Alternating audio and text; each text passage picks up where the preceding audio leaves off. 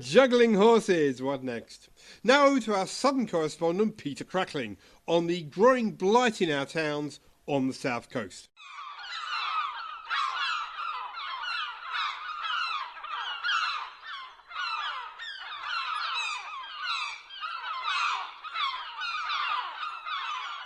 For many years now, people of a certain age have been flocking here to the south coast. Bournemouth, cruelly dubbed the place where the nation comes to die. But is there a dark side to these coffin dodgers? This is Max. He's 39. 2 years ago, he had a traumatic encounter with a gang of pensioners just outside his house in Highcliffe in Hampshire. Yeah, it was about 5:30, 5:45, and I was coming home from the corner shop.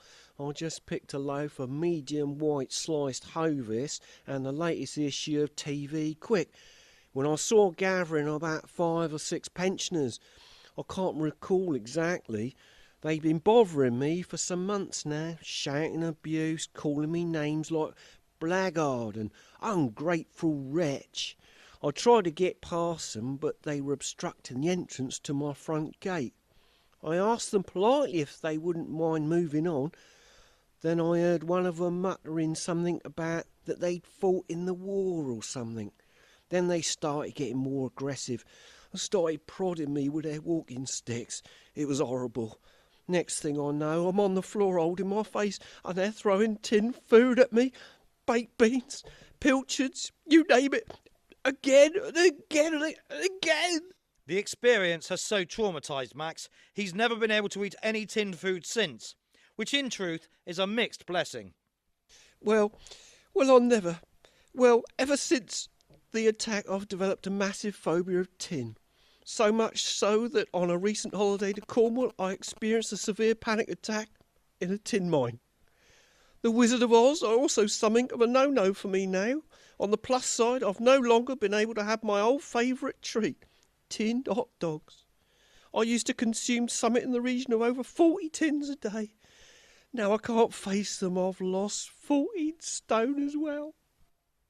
Max is not alone in his experience. Police report that pensioner-initiated crime is on the increase. This is the first time since the late 60s. In Highcliffe alone, police are inundated every night from frightened middle-aged men and women.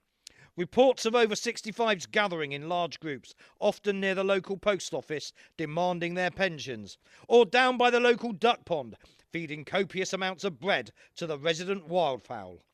Local police have even declared that an area of warden-controlled retirement flats have been branded a no-go area in the news this week. Superintendent Claire Hammond of Hampshire Police. Well, gangs of pensioners are always a top priority for us.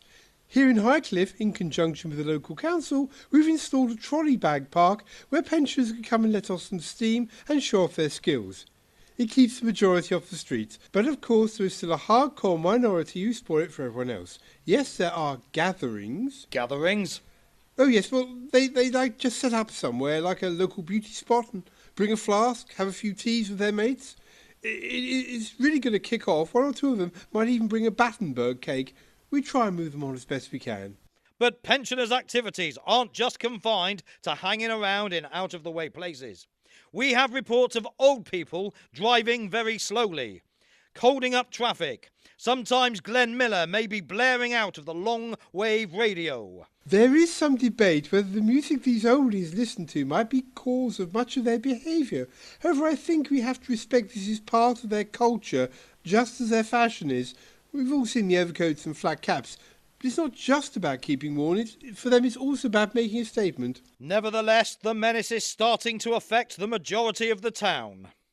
Once or twice a day we might get called to a car park where some pensioners are at the recycling bins, putting green bottles into the clear glass bins, for example.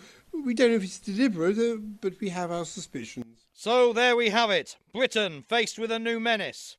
So make sure you lock your doors and windows tonight.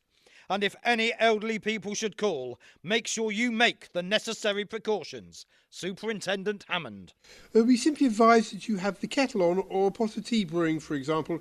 Oh, and of course, a packet of Werther's Originals within easy reach. Oh, well, OK, remember, no one in Highcliffe can hear you scream. They're just all probably tone deaf. Don't have nightmares.